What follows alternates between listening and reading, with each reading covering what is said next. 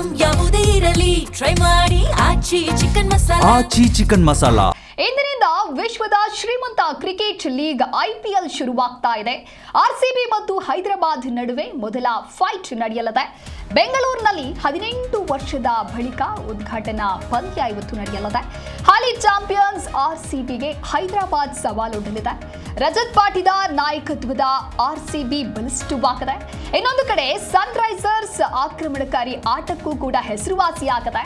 ವಿರಾಟ್ ಕೊಹ್ಲಿ ಅಬ್ಬರದ ಆಟವಾಡುವಂತಹ ವಿಶ್ವಾಸ ಇದೆ. ಹಾಲಿ ಚಾಂಪಿಯನ್ಸ್ಗೆ ಮತ್ತೊಮ್ಮೆ IPL ಕಿರೀಟ ಮುಡಿಗೇರಿಸಿಕೊಳ್ಳಲಿದೆಯಾ ಅನ್ನೋದನ್ನ ಕಾದು ನೋಡಬೇಕಿದೆ. ಈಗಾಗಲೇ ಸಾಕಷ್ಟು ಜನ RCB ಅಭಿಮಾನಿಗಳು ಮ್ಯಾಚ್ ಅನ್ನ ನೋಡೋದಕ್ಕೆ ಕಾತುರದಿಂದ ಕಾಯ್ತಾ ಇದ್ದಾರೆ.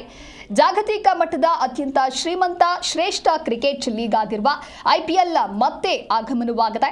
18 ವರ್ಷಗಳಿಂದಲೂ ಕ್ರಿಕೆಟ್ ಅಭಿಮಾನಿಗಳಿಗೆ ಭರಪೂರ ಮನರಂಜನೆ ಒದಗಿಸ್ತಾ ಇರುವ IPLನ 19ನೇ ಆವೃತ್ತಿಗೆ ಇವತ್ತು ಚಾಲನೆ ಸಿಗಲಿದೆ.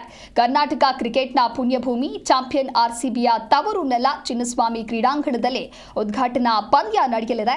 ಬೆಂಗಳೂರಿನಲ್ಲಿ ಬರೋಬ್ಬರಿ 18 ವರ್ಷ ಬಳಿಕ ಉದ್ಘಾಟನಾ ಪಂದ್ಯ ನಡೆಯಲಿದ್ದು, ಕಳೆದ ವರ್ಷದ ಭೀಕರ ಕಾಲ್ತುಳಿತದ ಬಳಿಕ ಮತ್ತೆ ಈಗ ನಗರದಲ್ಲಿ ಕ್ರಿಕೆಟ್ ರಂಗೇರ್ತಾ ಇದೆ. ಈ ಬಾರಿ ಟೂರ್ನಿ 2 ತಿಂಗಳಿಗೂ ಹೆಚ್ಚು ಕಾಲ ನಡೆಯುತ್ತೆ.